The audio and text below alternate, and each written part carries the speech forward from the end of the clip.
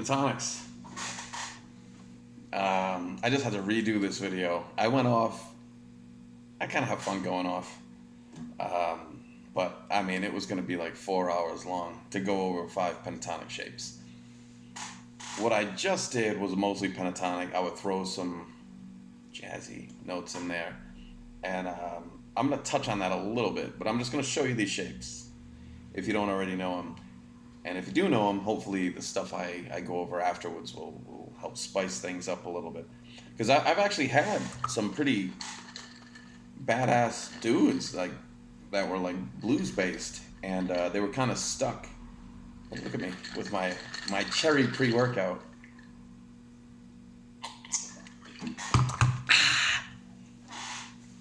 They got stuck in those pentatonic shapes and blues cliches, which are great. You know, I love the blues cliches, bebop cliches, the metal cliches, you know. It's great. It's part of the vocabulary. But they wanted to spice things up with some sort of jazzy stuff. And I'll get into that after. Let's go over the shapes real quick. First of all, pentatonic just means 5 notes. There are tons of pentatonic scales. When we talk about pentatonics, we're generally talking about this one. It's like a minor major pentatonic. They're both the same shape. Like a C major pentatonic is a minor pentatonic. They're exactly the same. So it seems we're dealing with minors more than majors. So let's call it A minor pentatonic. Again, it's the same thing. And the way this is derived is from the C scale. The notes are C, D, E, F, G, A, B. 7-note scale straight across. You take out the 4th and the 7th note. 7 minus 2 is 5. You got yourself a pentatonic. So the notes are C, D, E, G, and A. You're leaving out the F and the B, which are 2 of the most colorful notes. But that's what makes it so pleasant. God, even like some of that old Chinese music I was listening to, it's all very pentatonic. All that, you know. I'm joking. It's not that. But let's go over the shapes. Let's start with the most common one, A minor pentatonic. I'm just gonna tell you the shapes. You gotta learn. You gotta know your notes. If you don't know them already, learn them. I'm not gonna bog down this session saying the notes every time I play. Shapes are fast. 5/8, 5/7 3 times, and then 5/8 twice. 5/8, 5/7, 5/7, 5/7, 5/8, 5/8. Back down. Next, 8/10, 7/10 twice, 7/9, 8/10, 8/10.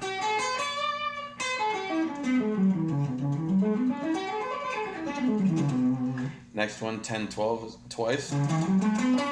That's the same thing as the 5/7 down here. Then 9/12, 10/13, and 10/12.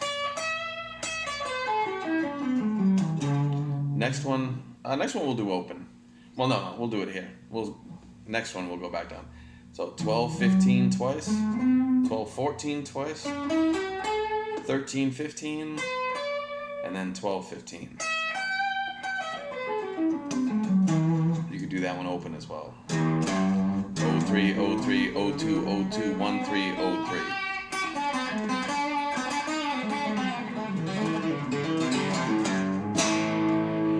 And the next one, 3/5 twice, 2/5 twice, 3/5 twice.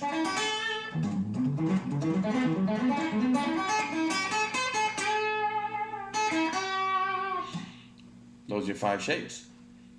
It'll also help you to look at chords whenever possible. So, for example, this A minor. Oh man, my hand is like killing me. This A minor, this chord. The reason this scale is so awesome is it just outlines that chord. You've got your bar chord, your A minor, and your scale is right there.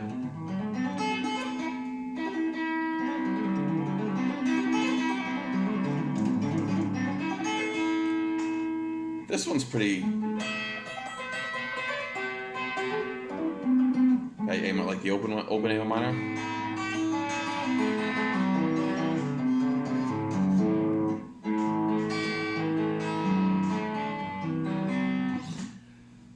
Pentatonics, man, they're friggin' awesome. So with that said, you got to just work on those. And what I would do, I would play them up and down. And you know, somebody sent me this thing. It was, I think it was a True Fire thing. Now, I think True Fire is, I think any online thing is useful, especially if you have a teacher. The dangers with all that online stuff is you don't know what to do.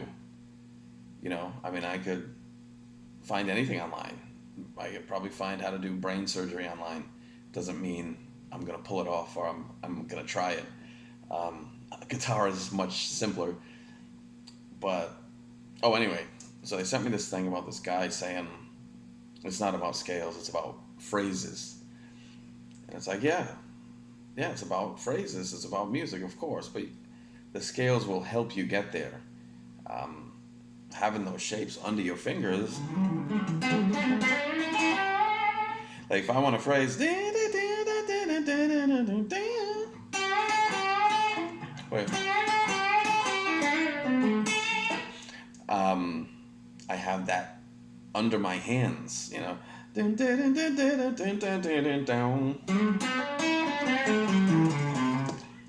If when I've had students improvise when they don't know the scales or their arpeggios or the shapes, they might have good ears, they might have an idea, but they don't know where the hell to go with it.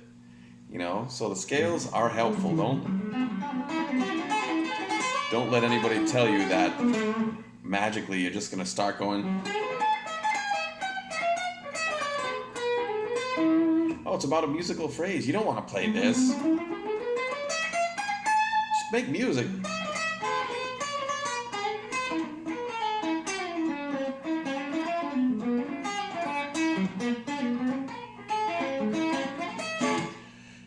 So work your pentatonics up and down, up and down, up and down. Watch TV, watch YouTube videos, watch videos of fat people falling out of trampolines.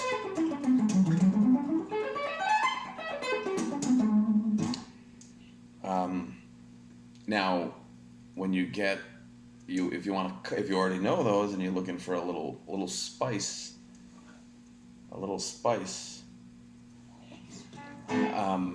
there's some simple ways to go about that, and they're all based on chords. So if I'm doing an A minor blues, which would be like A minor, D minor, A minor,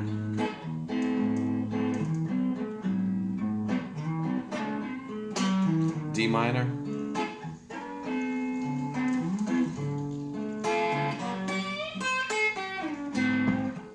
back to A minor, E minor or E7, D minor,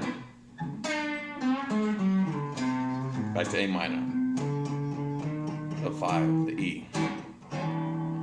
So those chords, that A minor, if I want to spice it up, I mean, it would sound great just playing.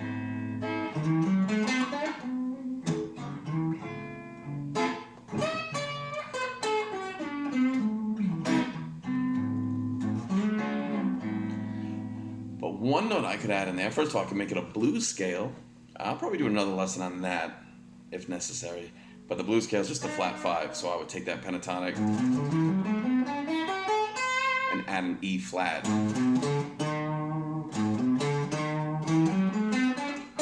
And add that pinky note. So the new shape for that would be 5/8, 5/6/7, 5/7, 5/7/8, 5/8, 5/8.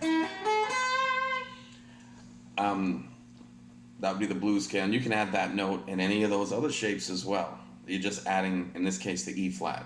So if I was doing this one,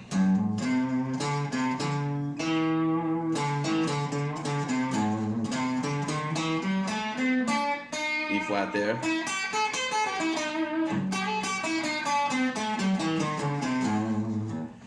If you don't know your notes, just get to work, map it out. That's what I did. It doesn't have to be easy. You know, you can actually sit down with paper, write out scale charts, map it out, and practice.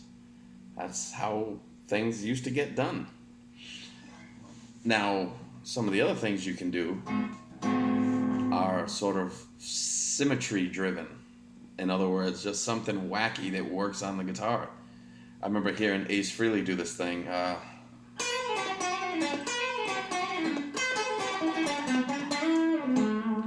So that beginning thing was just 875, 875, 875.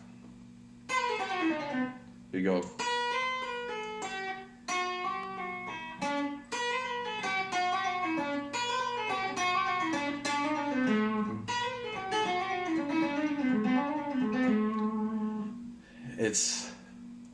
You don't want to get too theoretical with that. Now, all those notes are actually pretty good notes. You're adding the 9.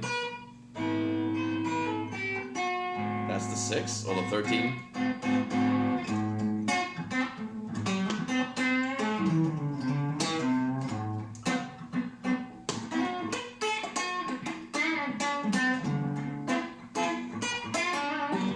And that's pretty much what I would do. You could mess around with chromatic stuff. In other words, connecting the pinky, these two notes.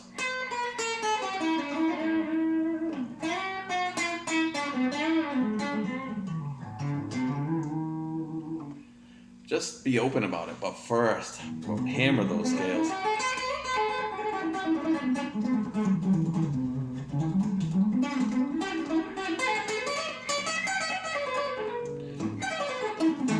And they're hard because they're only 2 notes per string. They're easy to remember and they're easy to learn, but to play fast.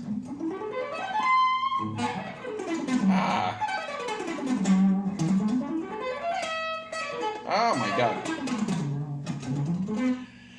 I never play those fast. I would do something else. I would work 3 notes per string.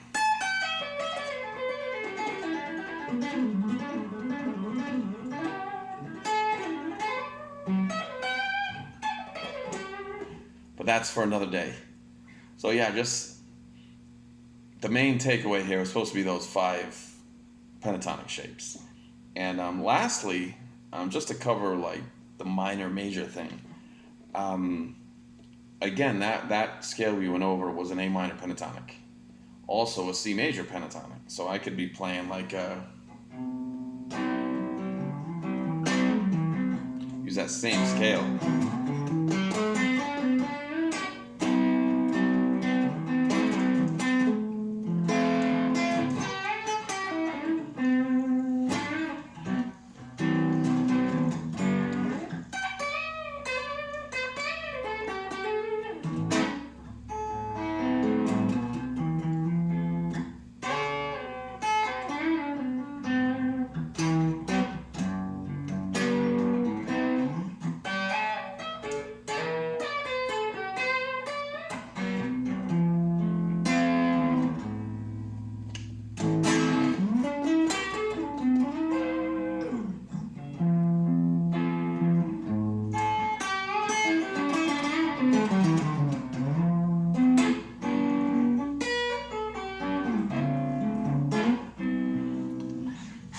C major, A minor, same thing. Here we go. It happens every time. There's always more. I always want to show something, and then it's like I think of this. Oh, you need to know this. Oh, you want to know this. The last thing is sometimes they're interchangeable. If you're playing a blues that's sort of dominant 7 based, like one of these type of things.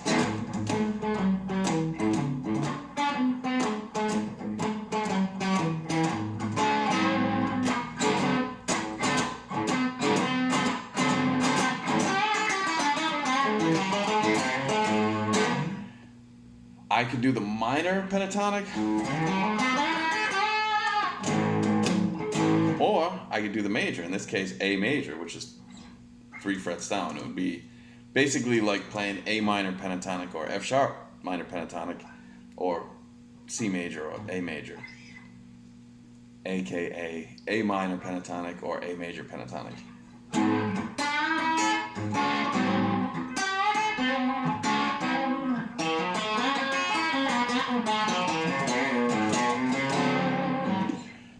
If that confused you, there's good reason for it, because it's confusing. Why do both these scales work? The blues, in general, it's inexplicable. You just have to do it, and you have to listen to it, and you have to play it to get it. Things defy theory and the rules, like I'm playing minor thirds over major chords, and now don't get me wrong, there are technically no wrong notes. You can play any note over anything, but it's not normal. Rhythmically, it's way out there. You generally won't hear people playing like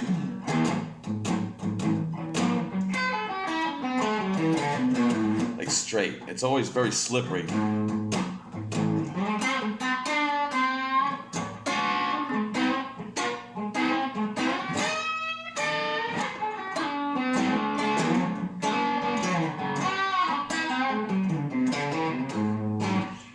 So if you see like a simple blues scale written out in sheet music, it's going to be mind-boggling. It's going to be full of bends, little slides,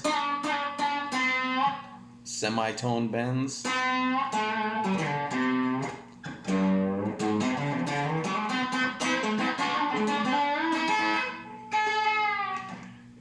It's out there, but you just have to play it and listen to it, but yeah, practice those scales.